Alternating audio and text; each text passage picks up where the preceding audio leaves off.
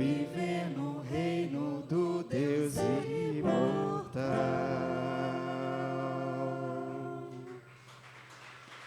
Cantai ao Deus eterno, o único Deus do céu, da terra e mar.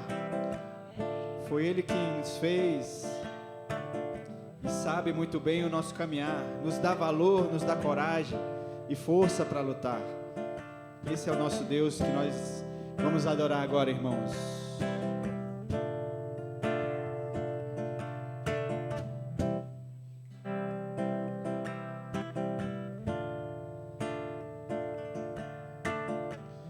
Cantai ao Deus eterno, o único Deus do céu, da terra e mar.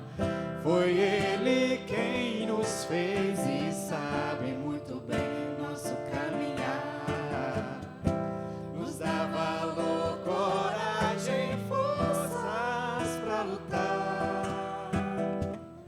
Nos ensina a amar e quer nos salvar. Seu reino é feito de amor, seu reino é feito de perdão. Só Deus pode nos dar a união.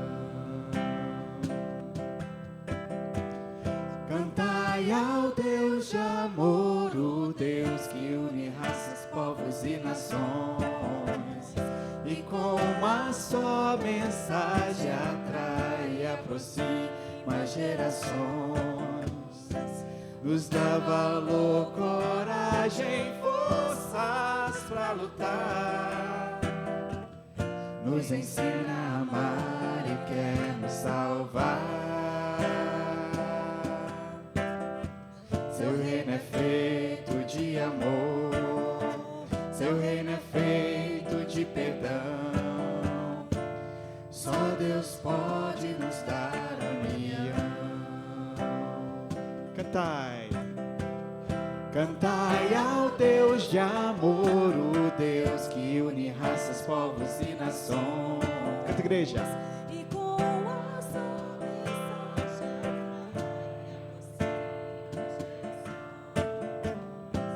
Nos dá valor, coragem, forças para lutar.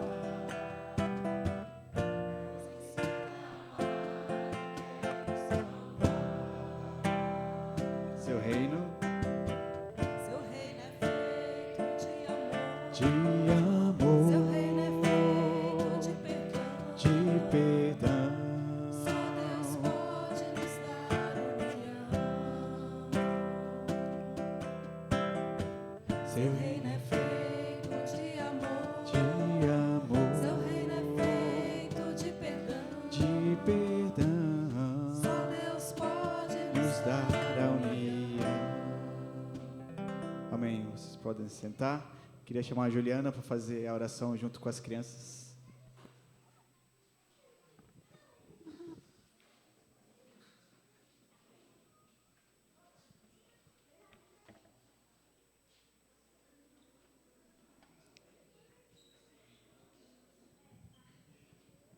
Bom dia, irmãos. Estou muito feliz por estar aqui hoje para poder agradecer à igreja pela generosidade, conosco que vamos para o camp. Gostaria de chamar aqui nossos acampantes, todos aqueles que vão para o camp. Cadê? Eram para estar de camisetas brancas, mas alguns não foram. Fabrício. Quem mais? Arthur.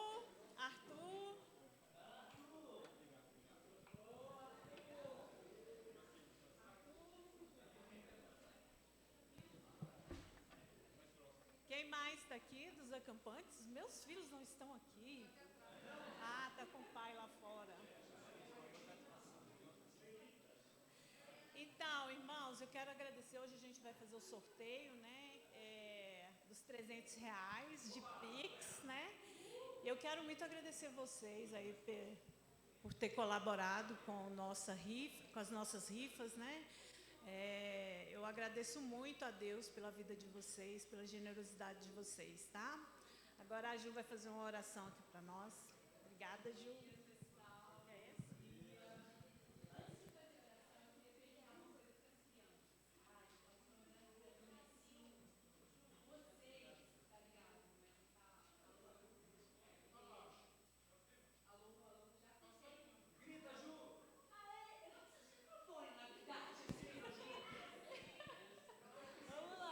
Alô, agora sim. Aê! Vou fazer uma pergunta para vocês. Vocês são reconhecidos por serem muito sinceros, não é isso? Criançada é sincera. Vocês se sentem... Ai, não sei se eu pergunto. Vocês se sentem amados nessa comunidade? Sim. Não foi combinado, não foi combinado. Alguém gostaria de falar o porquê se sente amado? Por que você se sente amado, Davi? Porque Deus está sempre conosco nessa comunidade. Uau, um menino profundo! Muito bem, a tia Ju também se sente muito amada por vocês quando eu estou aqui. E eu queria, na verdade, agradecer por trazerem essas crianças, né? Não existe lugar melhor para elas estarem do que nessa comunidade que vive, respira, ama Deus. E sabe como que eu me sinto amada? Quando oram por mim. Eu me sinto muito amada. Por isso que a gente vai orar por vocês também. Olha o que a Bíblia fala, olha o que Jesus fala. Lá em João 15, versículo 7. Se vocês ficarem unidos comigo e as minhas palavras continuarem em vocês, vocês receberão tudo o que pedirem. Então quer dizer que se oram por mim, eu estou conectada com o Papai do Céu, tudo que eu pedir vai acontecer? Então agora eu vou pedir, hein? Porque eu sei que eu estou conectada e eu quero conectar vocês também ao Papai do Céu, tudo bem? Então tá bom, vou fazer um pedido, hein? E eu também sei o que eu quero, então eu vou pedir agora. Então vamos lá, vamos fechar os olhos. Querido Deus, bom dia. Obrigada por estarmos aqui, obrigada porque Jesus, como a videira verdadeira, nos faz ser seus ramos e aqui temos frutos. E eu quero pedir ao Senhor, eu quero pedir que esses nossos frutos, que são frutos que vêm, na verdade, do Senhor, permaneçam na videira. Que eles nunca se afastem do Senhor. Como o Davi bem disse, o Senhor está aqui conosco e eu sei que o Senhor vai estar com eles ao longo dessa vida, que está só começando. Então, aqui, diante da nossa comunidade de fé, como uma tia, né, como mãe também, e aqui temos pais e temos avós, que eles se sintam abençoados pelo Senhor e que o Senhor esteja com eles ao longo dessa caminhada. E tudo que eles pedirem, se eles permanecerem na videira, o Senhor vai realizar, porque é da vontade do Senhor que eles brilhem muito nesse mundo, que eles temperem a vida das pessoas e que eles sejam luz brilhante que vem da parte do Senhor. Amamos muito o Senhor, nos abençoe agora na aulinha, em nome de Jesus. Amém.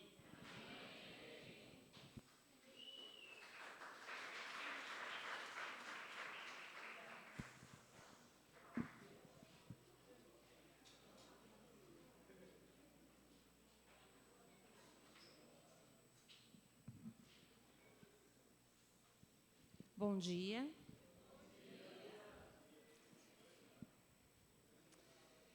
Eu vou ler com vocês um trecho de Salmos 24 e durante a leitura eu os convido a exercitar, a visualizar a imagem que as palavras da Bíblia desenham, a imagem que as palavras da Bíblia querem desenhar nas nossas mentes e nos nossos corações.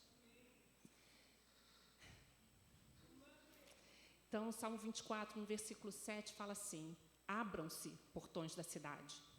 Abram-se, antigos portais, para que entre o Rei da Glória. Quem é o Rei da Glória? O Senhor forte e poderoso, o Senhor invencível nas batalhas. Abram-se, portões da cidade. Abram-se, antigos portais, para que entre o Rei da Glória. Quem é o Rei da Glória? O Senhor dos Exércitos. Ele é o Rei da Glória. Sensacional, né? O Salmo 24, ele é um salmo de adoração que descreve Deus como o Rei da Glória. E esses versículos, eles convocam os portões a se abrirem para que esse Rei da Glória possa entrar. Na verdade, ele é um convite para que nós para que nós possamos abrir, para que nós possamos abrir as nossas vidas, os nossos corações, as nossas mentes, para esse Deus que é cheio de paz, que é cheio de poder, que é cheio de amor, que é cheio de sabedoria, é cheio de glória, e Ele quer levar isso tudo para as nossas vidas e transformar as nossas vidas no reino dEle. Então, eu quero dar as boas-vindas a todos que estão aqui nesse momento, seja fisicamente, seja virtualmente nos acompanhando, né, pela gravação, e quero desejar que todos nós possamos abrir, nesse instante, as nossas mentes para a palavra de Deus. Vou fazer uma oração. Deus eterno, muito obrigado, Pai, pelo Deus que o Senhor é, o Deus forte, poderoso, o Deus que luta pelos seus e retorna com a vitória, o Deus que quer nos fazer conhecer coisas incríveis, Deus. Muito obrigado por estarmos aqui nesse momento de adoração. Eu oro para que o Senhor conduza cada coisa, cada pensamento, cada palavra, Pai, e que, de fato, os nossos corações sejam completamente abertos para o Senhor. Muito obrigada, e é em nome de Cristo que eu oro e agradeço. Amém.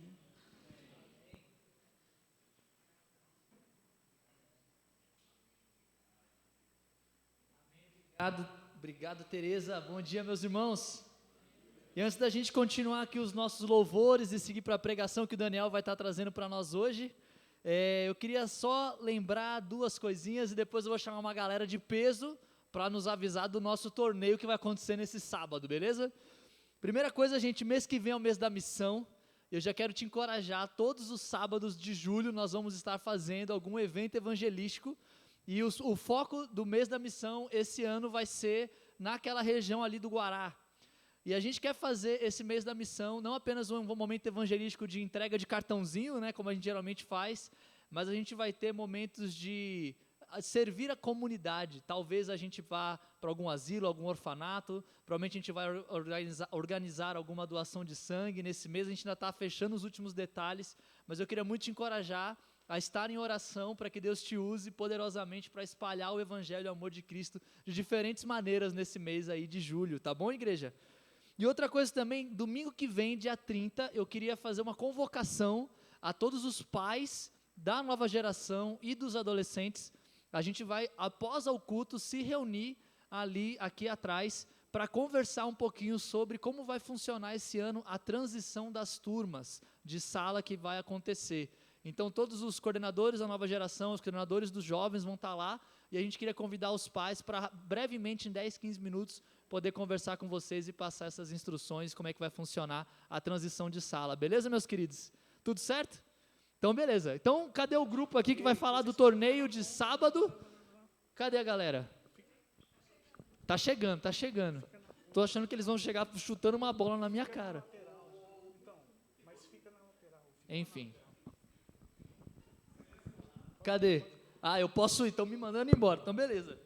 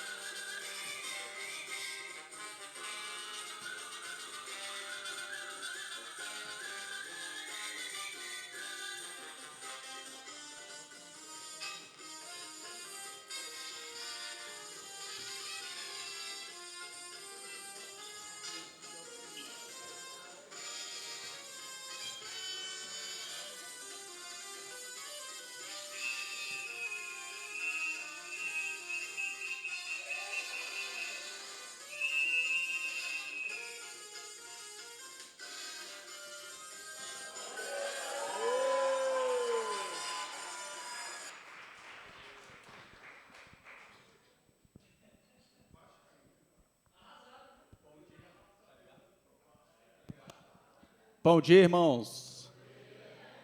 Está aqui a equipe preparada para o nosso primeiro torneio de futebol da igreja.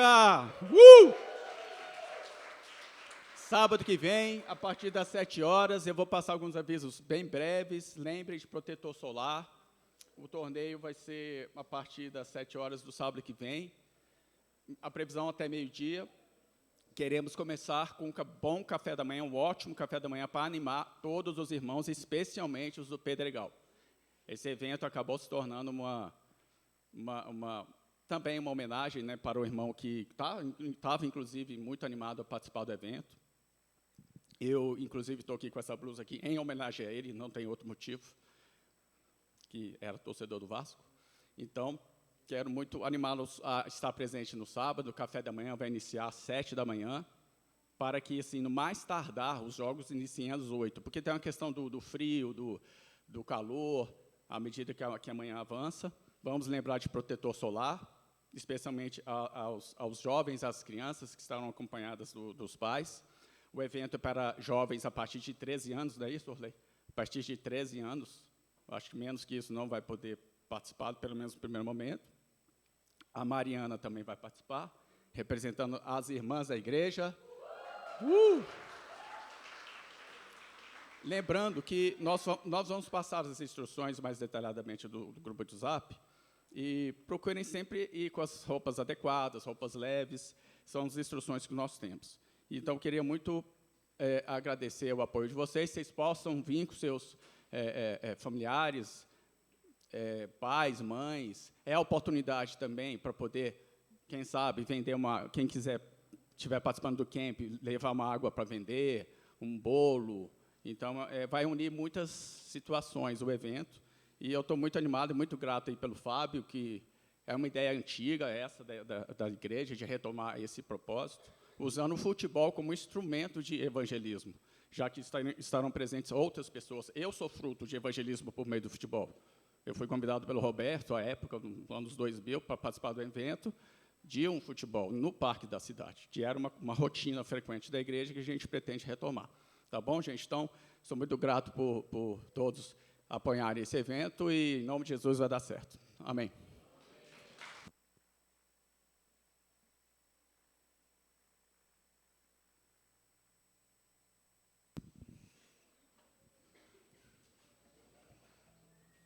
Depois de tanta informação,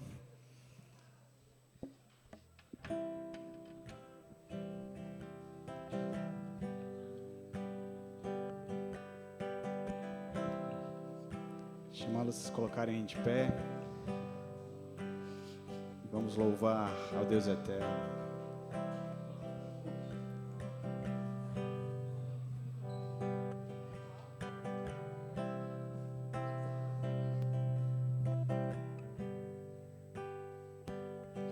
Todo ser que vive, louve o nome do Senhor. Toda criatura se derrame aos seus pés, ao som da sua voz, o universo se desfaz. Não há outro nome comparado ao grande eu sou. E mesmo sendo pó, com tudo que há em mim, confessarei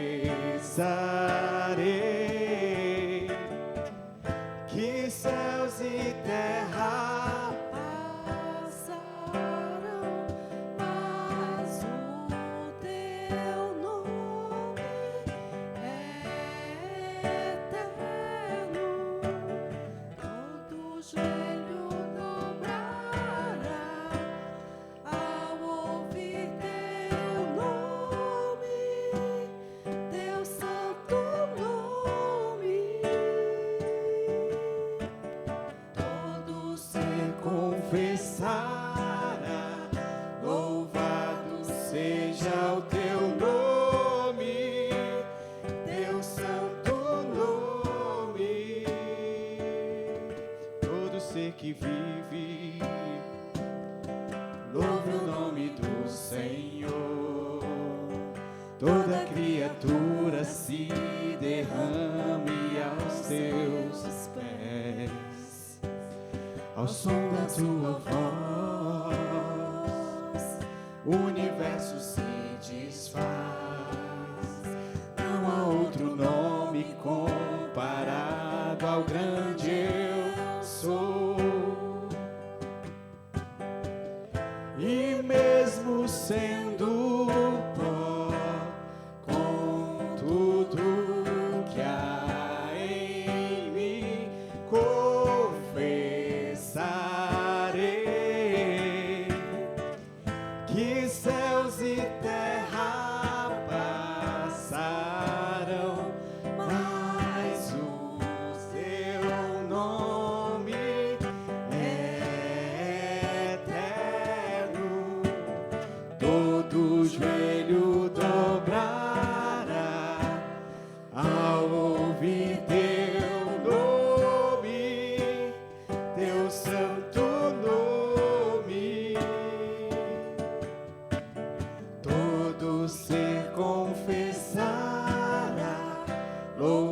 Louvado seja o teu nome, teu santo nome.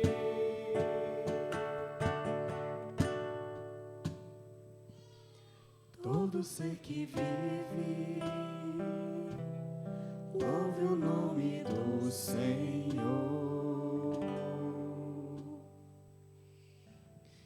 Vamos juntos encontrar nosso Pai com gratidão. Jesus, o Deus bendito. Que a gente possa estar se conectando com essa música, se preparando o nosso coração para receber a mensagem e refletir mais sobre o reino de Deus, que é o que nós vamos falar hoje.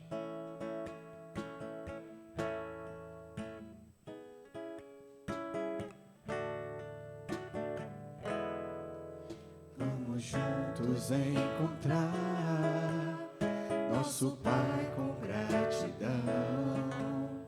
E Jesus, o Deus bendito, em nosso coração, agradecendo ao acordar sua forte proteção e eterna salvação que vem de sua mão. Porque este é o reino de amor e de esperança, ajuda cada um de nós a viver em sua aliança. Porque este é o reino de amor e de esperança, que ajuda cada um de nós a viver em sua aliança e conhecer a Ti, ó Criador. Conhecer a Ti, ó Criador. Te busco sempre, ó Senhor, me envolvo em Teu amor, me ajuda a crescer com o Teu poder. Quero sempre estar contigo, és meu Deus, o que eu preciso, és a força que eu consigo, meu melhor amigo. Porque este é o reino de amor e de esperança, que ajuda cada um de nós a viver em sua aliança. Porque este é o reino de amor e de esperança, que ajuda cada um de nós a viver em sua aliança e conhecer a Ti, ó Criador. E conhecer a Ti, ó Criador. E conhecer a Ti, ó Criador. E conhecer a Ti, ó Criador.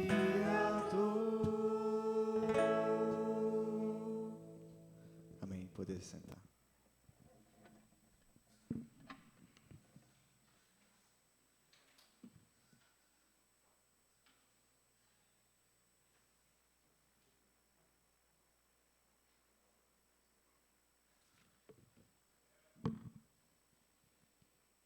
Bom dia!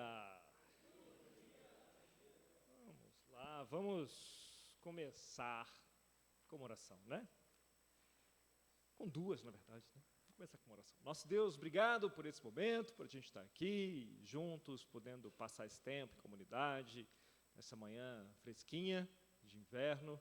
Obrigado pela Tua palavra incrível, santa, por Jesus, que nos dá essa direção compartilhe a visão que Ele tem conosco, te agradecemos. E guia-nos então nessa manhã, que a gente possa ser enriquecidos pela Tua Palavra. Isso que te oramos em nome de Jesus. Amém. Amém. Na terra como no céu. E vocês reconhecem as palavras, né? De quem disse: vocês orem assim: Pai nosso que estás no céu, santificado seja o teu nome. Venha o teu reino, seja feita a tua vontade, assim na terra como no céu. Dá-nos o pão nosso de cada dia, perdoa as nossas dívidas, assim como perdoamos os nossos devedores. E não nos deixeis cair em tentação, mas livrai-nos do mal. Amém. Porque teu é o reino, o poder e a glória para sempre. Muito bem. Familiar, não é? É lá nas palavras de Jesus em Mateus 6 e em Lucas 11. E nós reconhecemos essas palavras, certo? Agora eu vou falar palavras um pouco menos conhecidas. Vamos ver se você sabe quem falou isso. Quem disse, estava pregado isso na porta de uma igreja e dizia assim, chamava-se Tese 54. Ofende-se a palavra de Deus quando em um mesmo sermão se dedica tanto ou mais tempo às indulgências do que a ela. Quem você acha que falou isso? Opa, muito bem, parabéns. Martinho Lutero disse isso no século XVI, primeira metade do século XVI. E Martinho Lutero tinha uma visão, né? Ele era um sacerdote católico, né? Alemão, e ele tinha uma visão em que a relação com Deus, a salvação, a justificação seria alcançada pela fé. Né? E naquele tempo, a aplicação da Escritura que fala das chaves do reino, né, as chaves do céu, que ficava na mão do Papa, isso era aplicado de uma forma que permitia a venda de indulgências. O que são as indulgências? Alguém cometia um pecado, você já ouviu falar de alguém que cometeu um pecado? Imagina. Já ouviu. Estou falando de você, alguém, tá, que você conhece já cometeu algum pecado. E aí essa pessoa, para obter o perdão, em vez de, naquele tempo, orar, rezar 3 Pai Nosso, 5 Ave Marias, ele pagava uma taxa ali para a igreja e além de rezar os Pai Nosso lá, ele precisava pagar essa taxa para obter a indulgência. E dependendo do tamanho do pecado e da riqueza do pecador, não é, essa indulgência podia ser bem relevante. E Lutero vem com essa visão. Né, ele estudando as Escrituras, e ele vem e ele coloca lá as 95 teses na igreja dele, né, ele é sacerdote daquela igreja, na Alemanha, e a tese 54 fala isso. E na visão dele, as pessoas teriam acesso, não é, ao perdão e à justificação por meio da fé somente. Não haveria necessidade de indulgência, e também as chaves dos céus e do reino não era somente exclusividade do Papa. Não é? Essa era a visão dele para a igreja. A igreja não gostou muito, acabou excomungando Lutero, né? E acabou dando origem, foi o primeiro gatilho aí da reforma, chamada reforma, né? Começa aí com Lutero. Então essa era a visão dele. Tem um outro discurso de um xará do Lutero. Lutero tinha um xará no século XX, e ele disse essas outras palavras aqui. Ó. Eu tenho um sonho que um dia essa nação levantar-se-á e viverá o verdadeiro significado da sua crença. Consideramos essas verdades como autoevidentes, como todos os homens são criados iguais. Eu tenho um sonho que um dia as montanhas rubras da Geórgia, os filhos dos descendentes de escravos e os filhos dos descendentes de donos de escravos poderão sentar-se juntos à mesa da fraternidade. Eu tenho um sonho que um dia, mesmo o estado do Mississippi, um estado desértico, sufocado pelo calor da justiça e sufocado pelo calor da opressão, será transformado num oásis de liberdade e justiça. Eu tenho um sonho que os meus 4 pequenos filhos um dia viverão em uma nação onde não serão julgados pela cor da sua pele, mas pelo conteúdo do seu caráter. E eu tenho um sonho. I have a dream. Hoje. Muito bem. Essas palavras foram ditas por quem? Que é o xará do... que é o mesmo nome, né? É o Martinho Lutero Rei Júnior. Não é? É o mesmo nome, 400 anos depois, e ele tinha um sonho, e ele tinha uma visão. E na visão dele, e esse cara, né, Lutero, a gente pode dizer que foi o fundador da tradição luterana, né? E esse cara aqui, o Martin Luther King, ele era um pastor batista americano, um ativista, e ele também tinha um sonho. Ele tinha um sonho de que os homens seriam julgados pelo seu caráter e não pela cor da sua pele. Ele tinha um sonho que todos sentariam à mesa da fraternidade. Não é? Isso estava dentro da visão e da pregação do Martinho Lutero de 450 anos depois. Não é? Martin Luther King, era a visão dele. 61 anos depois dele fazer esse discurso, tem um chão para andar ainda, mas já andou bastante, né? Daquele Mississippi, daquela Geórgia que ele conheceu, já andou bastante. Chegou nesse sonho? Estamos no caminho, estamos andando, ainda falta um pouco, mas estamos caminhando, principalmente aqui também, né? Mas principalmente lá nos Estados Unidos, as tensões são em outro patamar, né? Aqui a gente fala do racismo estrutural, que é racismo, né? E lá, além de ser estrutural, ainda tem algumas situações bem complicadas. Muito bem. Aqui também, né? Mas lá é diferente. Não adianta falar, e lá, aqui é a mesma coisa. Não é a mesma coisa, é diferente. É melhor, é pior? É diferente. Então, a visão continua do Martin Luther King. Continua necessária até hoje. E boa parte de nós somos movidos por nossas visões, né?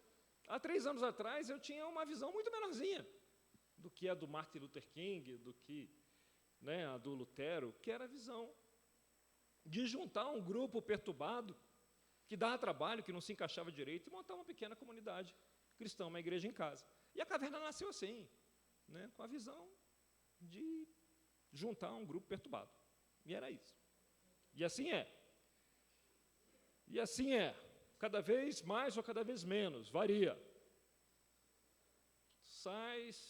Teremos 3 anos daqui a 3 meses. Melhor, pior?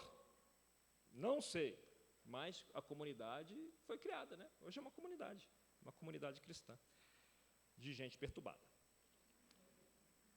Tive outra visão, há 2 anos atrás, a visão de que dezenas ou centenas de milhares de crianças, jovens, estudantes, iam aprender a ler, escrever e fazer contas. A ponto de que tantos iam aprender e fazer contas de um jeito simples, não, Tobias? Tranquilo, iam aprender, iam chegar, e eles aprendem mesmo, não é?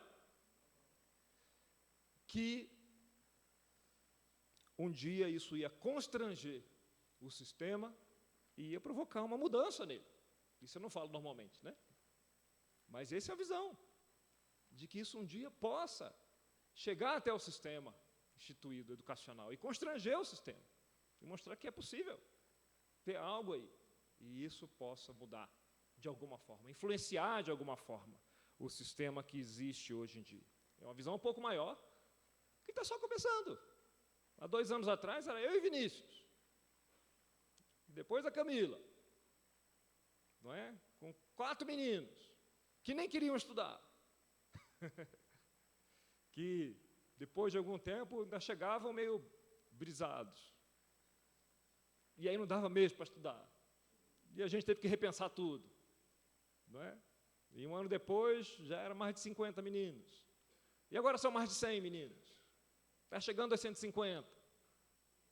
Está chegando a 10 lugares diferentes. Em agosto, o Gabriel vai visitar o Educan em Recife, não é?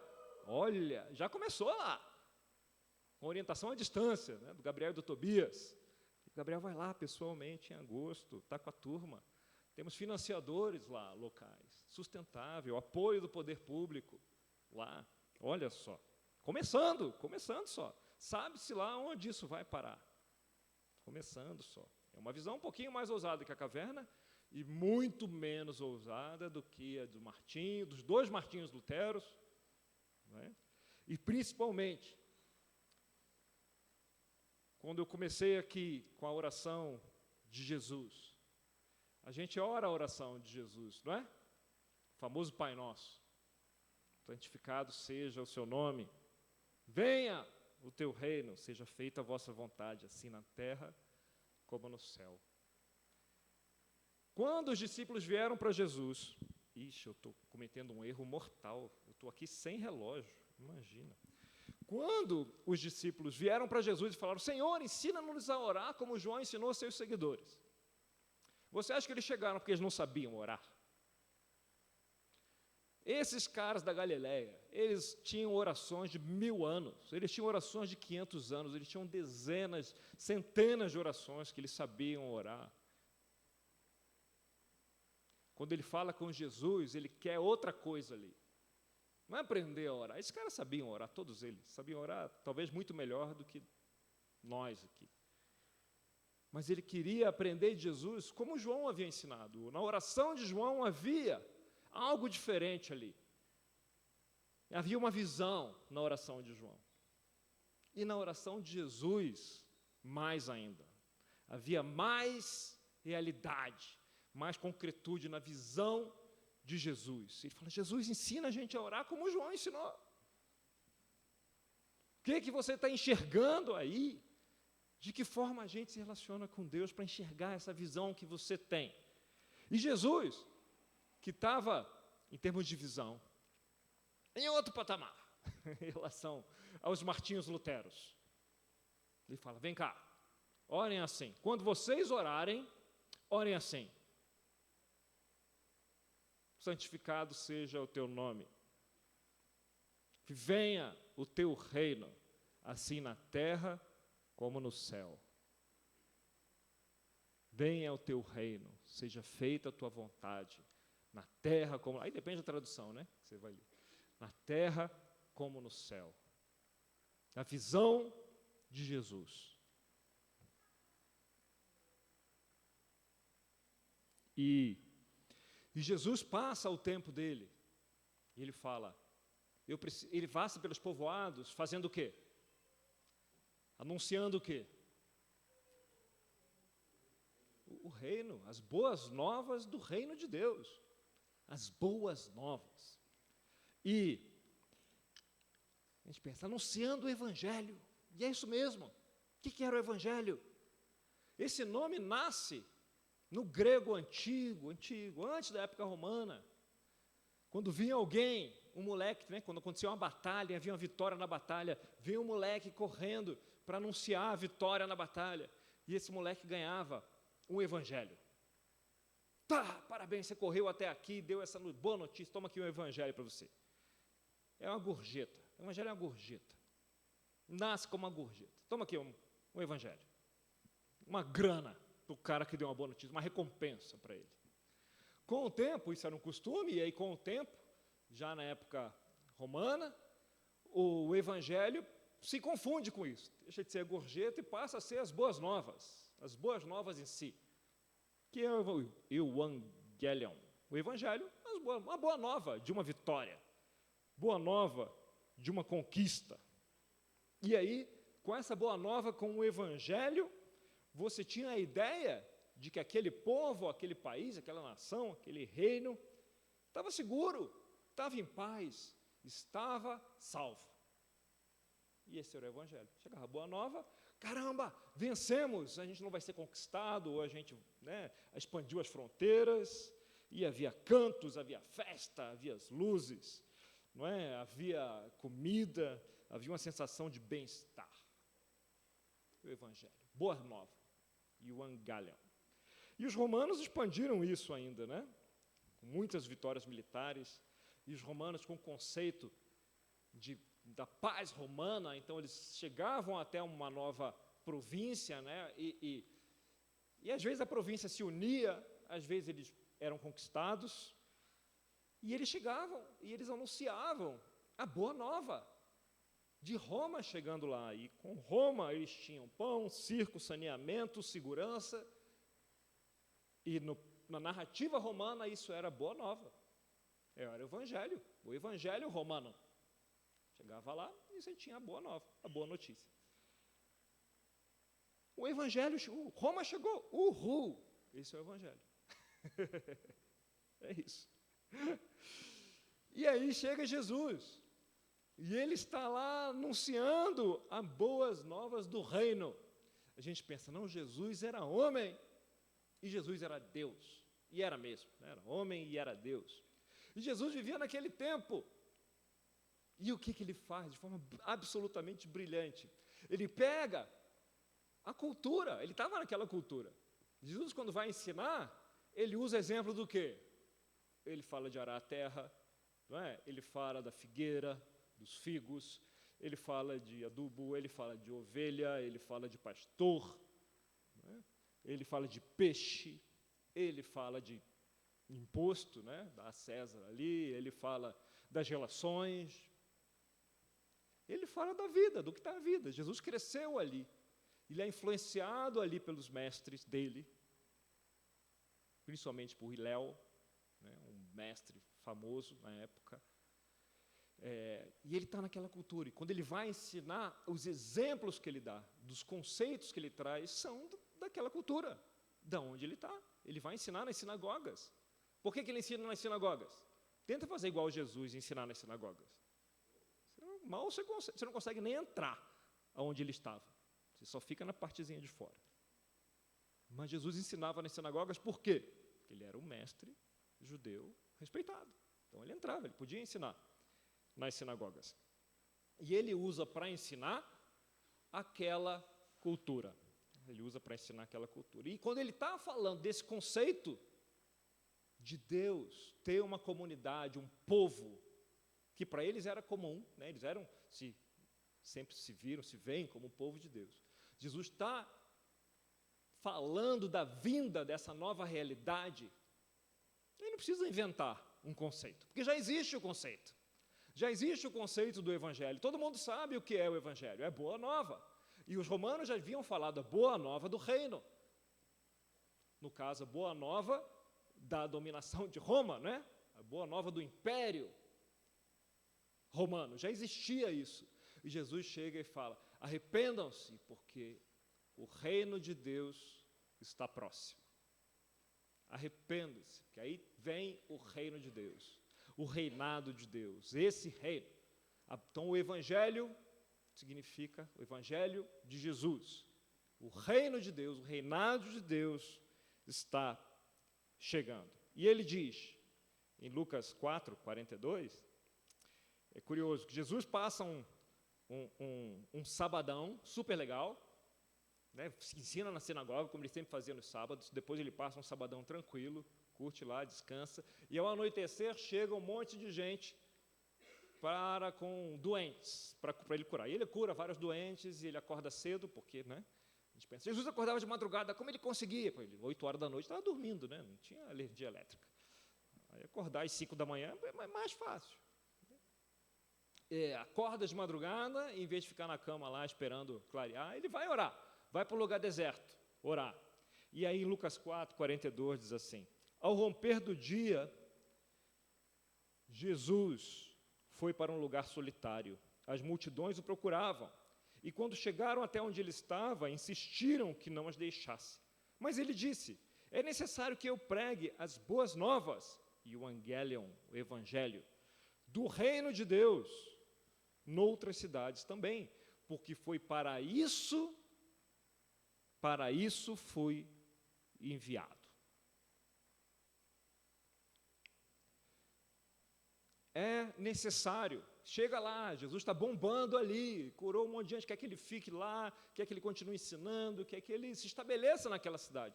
Jesus fala, não. É necessário que eu vá nas outras e eu pregue o evangelho, as boas novas do reino de Deus, também nas outras cidades. Porque eu fui enviado para isso. Eu fui enviado. O meu trabalho é comunicar essa visão de Deus, do reino. Que o reino chegou, que o reino está chegando. Esse é meu trabalho, essa é a minha visão. É a visão do Pai, é a minha visão. E eu estou aqui para explicar, para ensinar, para pregar para todo mundo que o reino está aqui, que o reino está chegando. São as boas novas do reino de Deus. É para isso. Eu fui ensinado para. Eu vim para isso. Porque o Filho do Homem veio para buscar e salvar quem está perdido. E quem está perdido? Quem está fora do alcance do reino de Deus. E ele vem, bora! Vem para o reino de Deus. Ele veio para isso. O propósito dele, ele é focado. Se você observa, pode ler com esses olhos. O propósito de Jesus, de ponta a ponta. Quando João fala, é esse. João está preso e manda os discípulos dele perguntarem, é esse, é tu? É tu mesmo ou a gente tem que esperar outro? E eles falam, fala para ele que os cegos veem, que os surdos ouvem, que os aleijados andam e que as boas notícias são anunciadas aos pobres. Fala isso para ele e ele vai entender. E ele vai entender, porque ele conhece os profetas, e ele sabe os sinais do reino, ele vai entender. Esse é o propósito, e é isso que ele faz, o tempo todo. E a gente pensa, que reino é esse? Que reino é esse? Mas do que Jesus está falando? O reino está chegando. E tem muita discussão sobre isso, tem um monte de gente que concorda, um monte de gente que discorda, um monte de gente que briga, por causa do que é e o que não é, o reino, que é a igreja, que não é, a maior, a menor, é daqui, é de fora. Você vai estudar sobre o reino, né, Caio? Caio César. Falando de Romanos, é Caio César. Caio César. Tá bom? Temos um César entre nós aqui. Entende? Do reino. Muito bem. E que lugar é esse? A gente pensa, não, o reino de Deus, ou na teologia sul-americana, vamos falar do reinado de Deus, é onde a vontade de Deus é feita, certo? Onde a vontade de Deus é a lei, certo? É a lei, é o reino de Deus, onde a lei de Deus é a lei desse reino. Mas nem isso clareia muito, porque é lei como? É lei como é a lei da gravidade? Tipo, Deus é onipotente, então o que ele fala é a lei, significa que acontece tudo o que ele quer? Ou é a lei como é a Constituição? Que é a lei que rege o reino.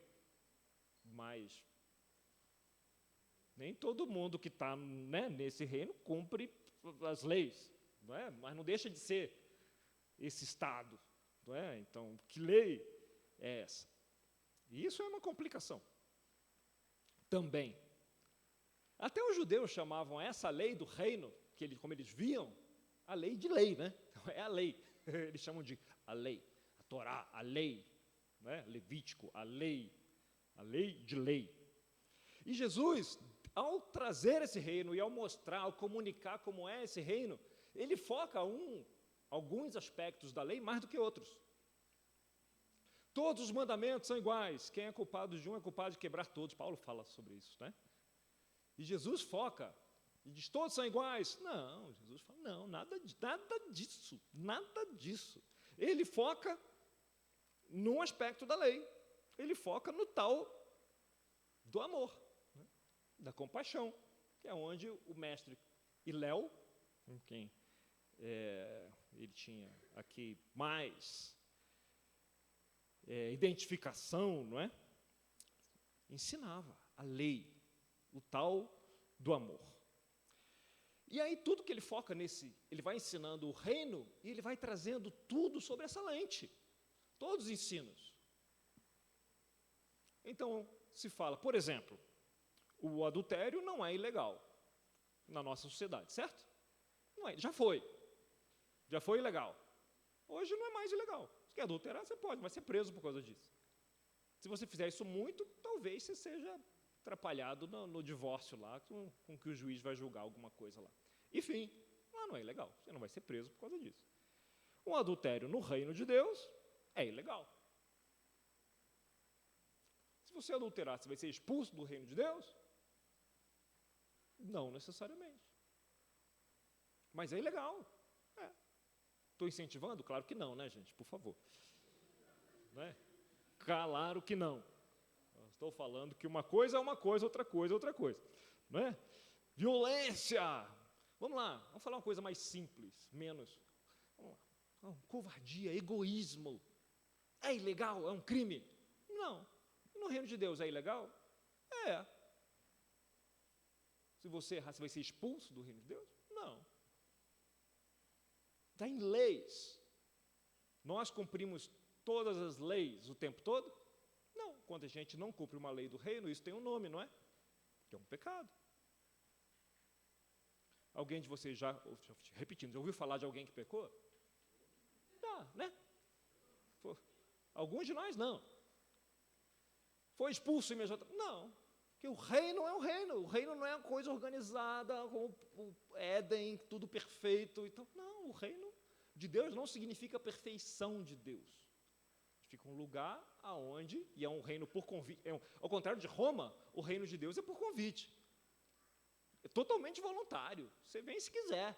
E se não quiser, você não vem. E tudo bem. Ninguém deveria te perturbar por causa disso. Vou dizer que ninguém te perturba por causa disso, porque não é verdade. Mas ninguém deveria te perturbar se você não quiser fazer parte do reino de Deus. Ele é 100% voluntário. Você vem. E se você quiser vir, olha, tem essas leis aqui. Eu sou obrigado a cumprir? Não, você deve cumprir. Eu tenho que... Não, ninguém tem que nada no reino de Deus. Não tem que. Não, se você for, você tem que... Não tem que. Não existe tem que. Existe deve. Paulo ajuda a gente, né? Tudo me é lícito, mas nem tudo me convém. Tem que, não tem que. Tem liberdade. Deve, é legal. Né? Você vai estar mais perto de Deus, a comunidade vai ser mais legal.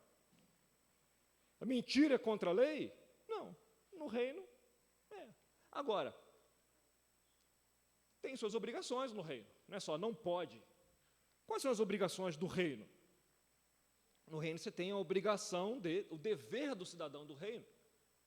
A gente é obrigado a votar, né? Aqui. No reino você não tem voto. Mas no reino você tem uma obrigação, você tem uma dívida, você tem uma obrigação consistente, que é a obrigação de amar.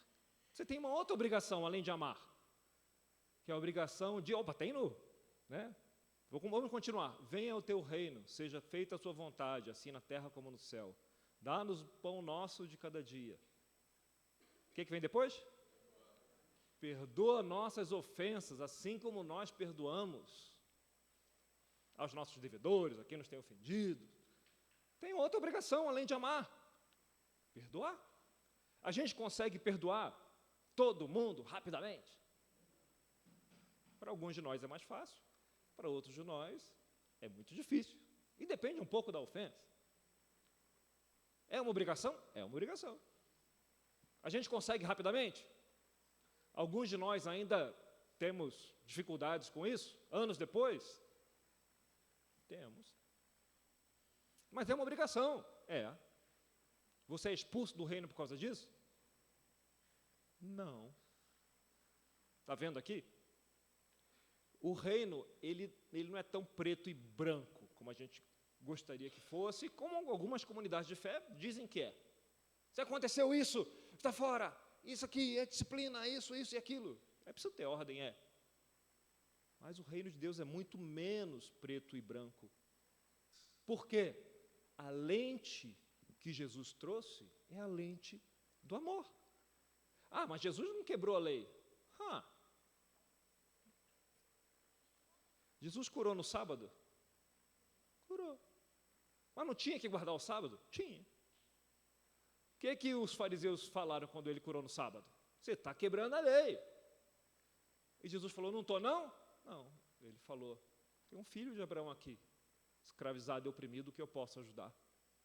Então, existe um outro mandamento do amor, de liberar da opressão, que é maior do que o mandamento do sábado, então eu vou curar ele. Você pode mentir? Claro que pode. Imagina, entra alguém lá, Rio de Janeiro, onde eu nasci, entra um cara lá, um mau elemento, uma comunidade, para pegar lá um sujeito que se escondeu na sua casa porque ele vai ser morto. Ele fala, passa o que não está aqui não, saiu por aquela janela. O que você fez? Mentiu. Tem um livro inteiro na Bíblia dedicado a isso. Um capítulo inteiro lá, na história de Jefté, onde ele sacrifica a filha dele para não quebrar um voto. E a moral dessa história não era salvar o voto, é que ele pisou na bola. Porque, às vezes, os mandamentos, tão organizados, eles conflitam uns com os outros. Quantas histórias a gente ouve hoje do Holocausto que pessoas esconderam crianças e famílias e conseguiram salvá-los mentindo para os nazistas? Eles pecaram porque eles mentiram. Por favor, né?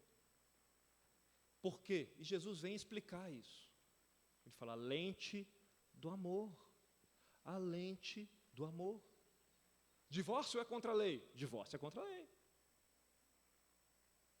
Mas o marido, vamos falar porque é o mais normal, né? O marido bate na esposa. Amigo, divorcie-se. Vá embora. Recomece sua vida. Mas o divórcio é contra a lei. É. E qual é o dever daquela comunidade de acolher essa esposa? Pleno, de amor. Mas é contra a lei? É. Mas o amor supera. O amor é o mandamento mais importante. Quando pergunta, Senhor, qual é o mandamento mais importante? Amar a Deus sobre todas as coisas, amar o próximo como a si mesmo. É isso, tem uma hierarquia entre mandamentos? Claro que tem. Porcaria, claro que tem uma hierarquia. E o reino de Deus é o reino de Deus. O Evangelho de Jesus Cristo traz essa lente, esse domo do amor em tudo que a gente vê. Quer dizer que o resto não tem valor, só o amor. Tudo tem valor. Tudo que está na lei tem valor. E é temperado com o amor. Esse é o reino. Jesus deu exemplo sobre isso. E a Bíblia tem vários livros que trazem esse tipo de conflito e ensino no Antigo Testamento também, que trazem isso. Bom? Seja feita a sua vontade, assim na terra como no céu. Deus é o quê? Amor. A gente deve amar a Deus, certo? Então a gente deve amar o amor. Um negócio meio recursivo, né? Viver no reino de Deus é amar o amor. E a gente ter fixação pelo amor. Né? E libertar as pessoas. Ajudar a libertar as pessoas da opressão. Quando a gente avança o reino de Deus, temos que avançar o reino, certo? Jesus veio. Temos que avançar o reino. E como a gente avança? Pelo amor. O amor é ajudar as pessoas a se libertarem do pecado? Sem dúvida. E o amor é ajudar as pessoas a se libertarem de diversas opressões que elas podem estar passando. O Educamp passa por isso, gente. Uma pessoa hoje que não sabe ler, escrever direito, fazer conta, ela é vulnerável. Então, se você não sabe ler, escrever e fazer conta, você é mais vulnerável à opressão do que quem sabe. Simples assim, você é mais vulnerável. Você teve uma educação ruim? Alguns de nós tivemos uma educação ruim. E a gente não sabe ler com profundidade, escrever direito e fazer contas. E a gente é mais vulnerável. Ainda bem que a gente está numa comunidade que pode nos proteger de alguma forma. Então, quem é assim é mais vulnerável. E chega lá, né, Gabriel, Tobias, o pessoal fala assim, eu preciso de 10 garrafas d'água, eu só tenho 7. Quantas faltam? Quem chega lá sabe chegar ao resultado? Não sabe. E é a minoria? É 1 ou 2? É quase todo mundo. Literalmente, eu não estou exagerando, é isso. Eu preciso de 10 garrafas, eu tenho 7. Quantas faltam? A regra se a pessoa tem 8 anos de idade ou se tem 16 anos de idade, é não saber chegar a 3 garrafas. Ah, mas está no ensino médio. Não sabe. Então, vai alguém lá, pô, eu queria tanto ensinar matemática. Eu falei, amigo, você vai ensinar matemática, mas não o que você está imaginando. E nós estamos criando milhões e milhões de cidadãos vulneráveis. Vulneráveis, futuros oprimidos, porque não têm as ferramentas para sair.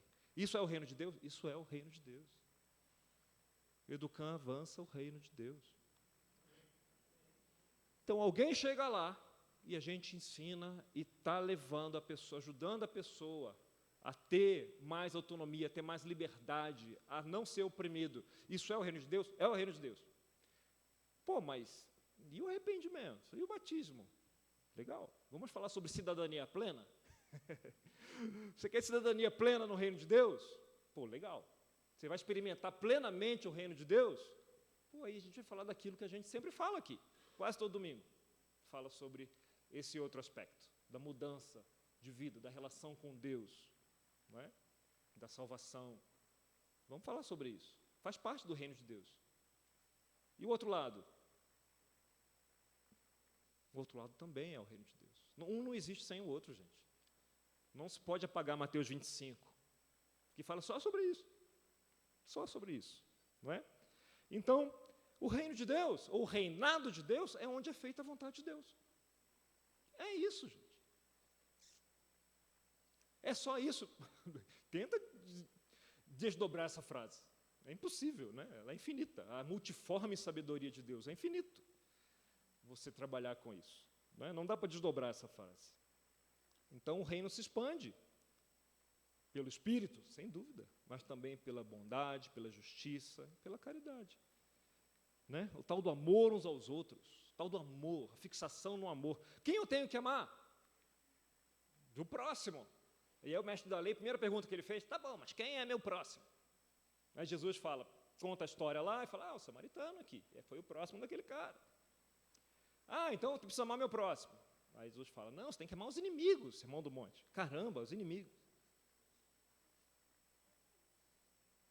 Aí Jesus atravessa lá, vai para a terra dos Gerazenos e tem um demoniado lá no cemitério. E ele cura o cara e fala, agora vai e fala como Deus é bom para você. Olha o reino de Deus chegando lá a esse cara. Senhores, nossa visão do reino de Deus pode abrir.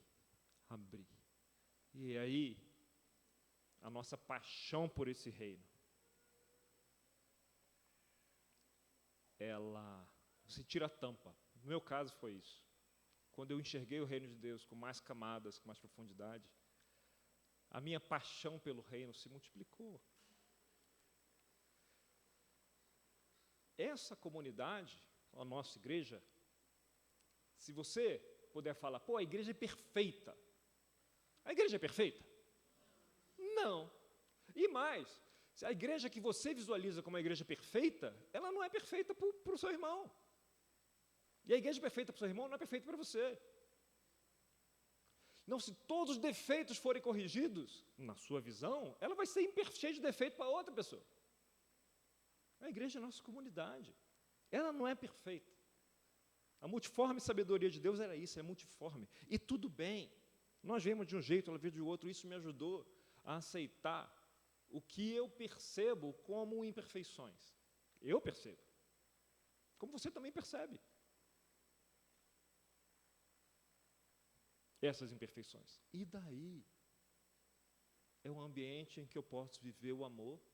É um ambiente onde eu posso ser amado, me sentir amado e acolhido. Onde eu posso acolher. Onde eu posso, junto com meus irmãos, ir e avançar as fronteiras do reino de Deus. Pela bondade, pelo amor. Onde eu posso compartilhar das Escrituras. O reino de Deus é isso. Promove a vontade de Deus. Promove a Deus, e Deus é amor. E a gente tem essa figurinha aqui, do seja feita a sua vontade, assim na terra como no céu.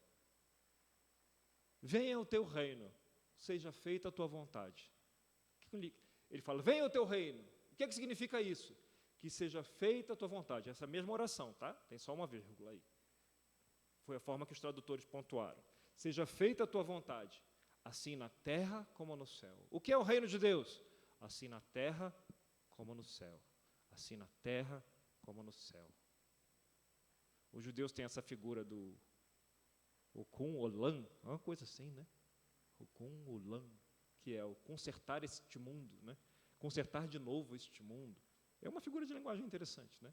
Esse é um mundo quebrado e o nosso trabalho é ir consertando esse mundo, né? Tornar esse mundo mais próximo do reino de Deus. Senhores, assim na terra como no céu. Na terra como no céu. No céu onde Deus reina.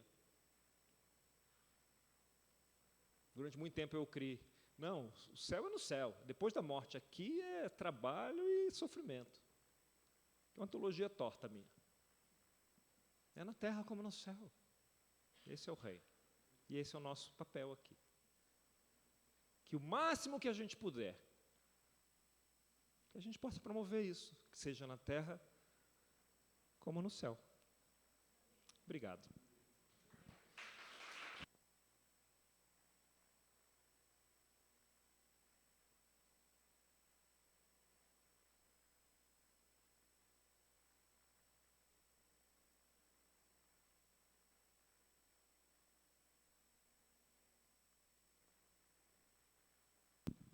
Desligou. Amém, irmãos. Esse é o momento da ceia do nosso Senhor Jesus, nosso Cristo, que é o príncipe da paz desse reino, que o Daniel passou aqui os últimos minutos buscando ampliar a nossa visão, o nosso entendimento. Isso leva uma vida inteira, na verdade, leva uma eternidade. A ceia é um mandamento dado aos discípulos de Cristo que tem um propósito memorial.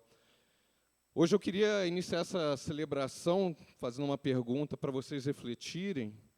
No final eu vou dar minha resposta para vocês. Mas, irmãos, qual é a diferença entre religiosidade e espiritualidade? Dentro da liturgia aqui do nosso culto, até esse momento, fizemos algumas coisas coletivamente, louvamos juntos oramos aqui pelas crianças, um momento muito especial, ouvimos juntos os avisos, esse sermão que acabou há pouco, e, sem dúvida, cada um desses ritos coletivos ele tem valor individual, dependendo de como você se posiciona.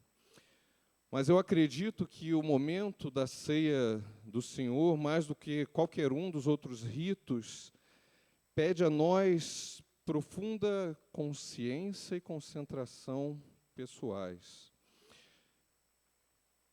Vamos ler acho que hoje a gente está com um problema aqui na projeção, mas vamos ler um trecho de Isaías 53, de 4 a 6.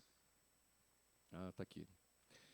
Verdadeiramente, Ele tomou sobre si as nossas enfermidades e levou sobre si as nossas dores.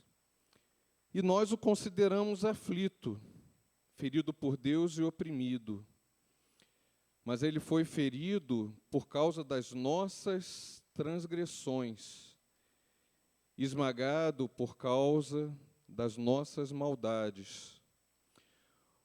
O castigo que nos traz a paz estava sobre ele, e por seus ferimentos fomos sarados. Todos nós andávamos desgarrados como ovelhas, cada um se desviava pelo seu caminho. Mas o Senhor fez cair a maldade de todos nós sobre ele. Todo o capítulo 53 desse livro profético, e não somente esse pequeno trecho, ele retrata com muita perfeição o Calvário, né, de Jesus, que ia acontecer séculos depois. Mas não somente retrata, mas também o justifica. Jesus aceitou tomar sobre si nossas enfermidades e dores. Na nossa idade a gente sente muitas dores, né, Daniel? A gente que já começamos há 30 anos lá no Rio de Janeiro. Então, dor todo mundo entende. Jesus aceitou ser ferido por causa das nossas transgressões, esmagado por causa das nossas maldades. Jesus aceitou ser castigado para nos dar paz. Que paz? Paz com Deus. Jesus aceitou sobre si a maldade de todos nós. Irmãos, façamos sempre um esforço de consciência nesse momento da ceia para não tomar esses elementos de um modo mecânico. Mastigar um pedacinho de biscoito não vai ter nenhum valor espiritual se não lembrarmos que Jesus foi esmagado por causa de nossas maldades, como nossos dentes esmagam esse biscoito. Irmãos, beber um copinho de suco de uva não terá nenhum valor espiritual se não lembrarmos que Jesus sangrou por horas, castigado por chicotes, espinhos e uma rude cruz, recebendo o castigo da ira por causa dos nossos pecados, para nos ofertar paz e eternidade. Irmãos, a mensagem da cruz ela é simples, mas ela não é fácil de aceitar, como o apóstolo Paulo chega a escrever aos Coríntios, na primeira carta, primeiro capítulo, verso 18, que para muitos ela é uma loucura, mas é a única mensagem de salvação. Enquanto tomamos elementos da ceia e refletimos, vou deixar aqui a minha resposta para a distinção que eu faço entre religiosidade e espiritualidade. Religiosidade é o que você faz. Espiritualidade é o valor que fica para a sua vida. Oremos e tomemos a ceia do Senhor com valor. Deus Pai, muito obrigado, porque o Senhor desejou trazer a nós o Teu reino, Pai, um reino, né, de amor, como ouvimos, mas um reino de valor que custou, né, o preço desse sacrifício do Senhor Jesus, um ser humano perfeito, mas um homem de dores, né, que pregou o seu amor, Pai, que espalhou o seu amor e fez o mais difícil, aquilo que não poderíamos fazer, né, morrendo por nós, recebendo o máximo castigo, para que nós possamos um dia ter paz contigo, paz assim na terra como no céu. Em nome dele, né, eu faço essa oração, abençoo essa ceia. Amém.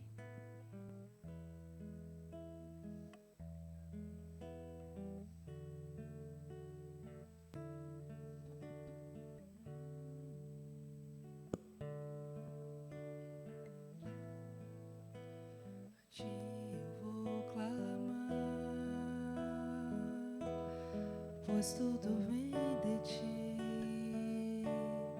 e tudo está em ti.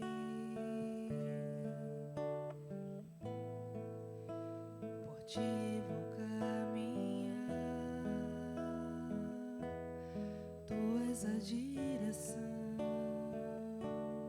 o sol a me guiar. Tudo pode passar, teu amor jamais me deixará. Sempre há de existir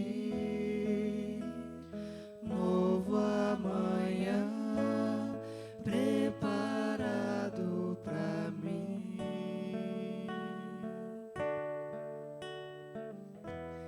Preparado para mim.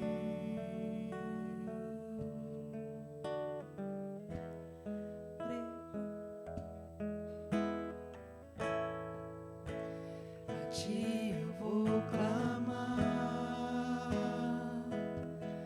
pois tudo vem de ti e tudo está em ti.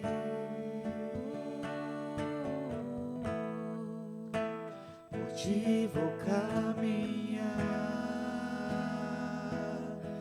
tu és a direção, o sol a me guiar. Tudo pode passar, teu amor jamais me deixará. Sempre há de existir novo amanhã preparado pra mim.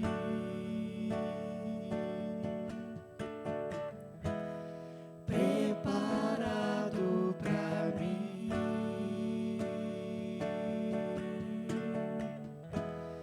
Preparado pra mim.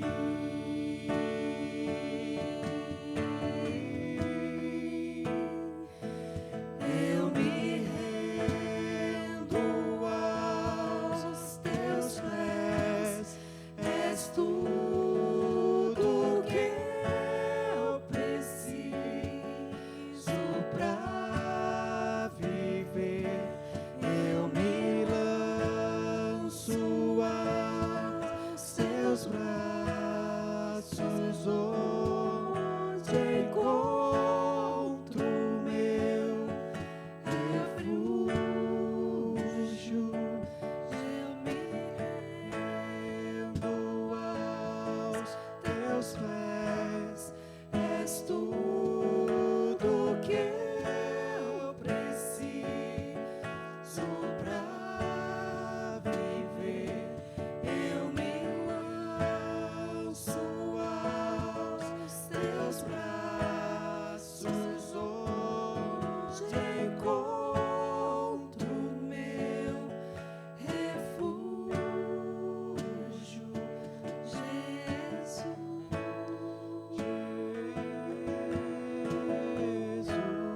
Jesus, eis-me aqui, eis-me aqui.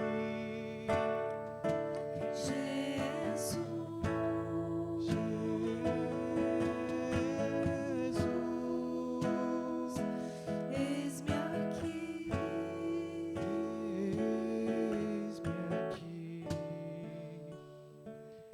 Eu me rendo aos teus pés, és tudo que eu preciso pra viver. Eu me lanço aos teus braços, onde encontro meu refúgio. Eu me rendo aos teus pés, és tudo que eu preciso pra viver. Eu me lanço aos teus braços, onde encontro meu refúgio.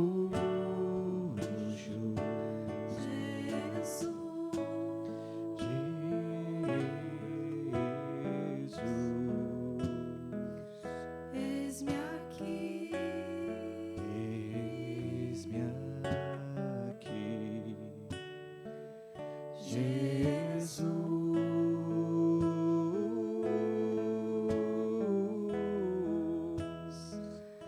eis-me aqui.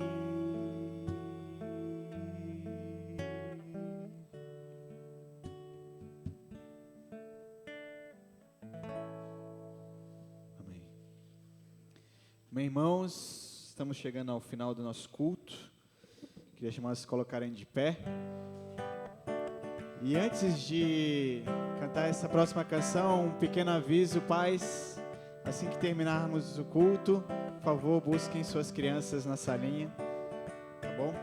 Para que os tios possam fazer tudo que tem que ser feito posteiro.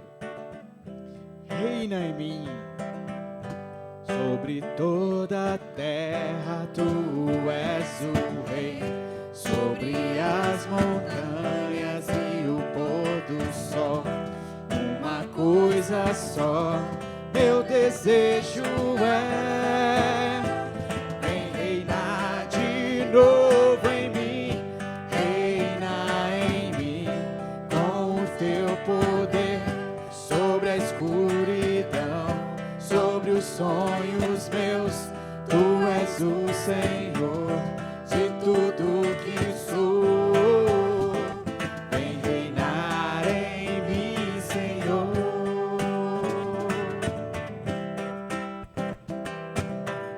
Sobre o meu pensar, tudo que eu falar, faz-me refletir a beleza que há em ti. Tu és para mim mais que tudo aqui.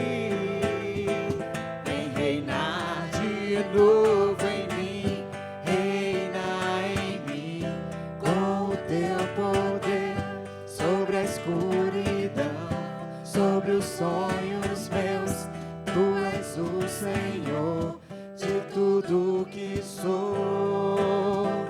Vem reinar em mim, Senhor.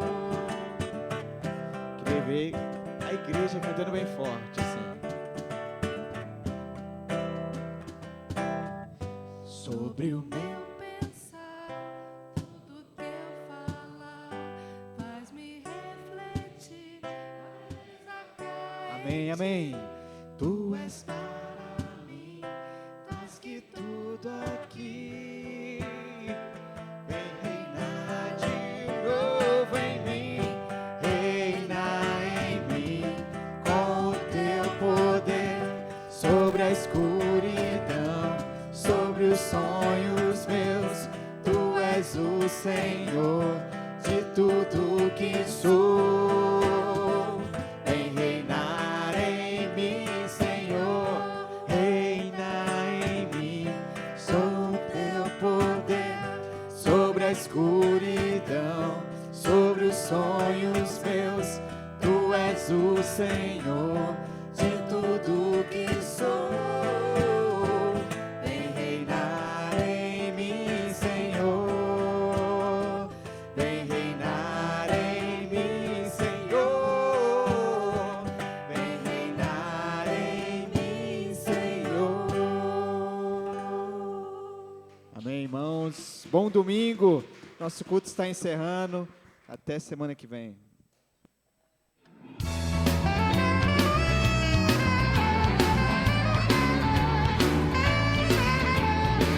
I still remember when the Lord first called me. I still remember what a fool I was. I thought I was righteous with my indignation, so quick to criticize, so quick to judge. Now that I've grown in wisdom to His word, and I see how my foolish pride caused so much hurt, but I want you to know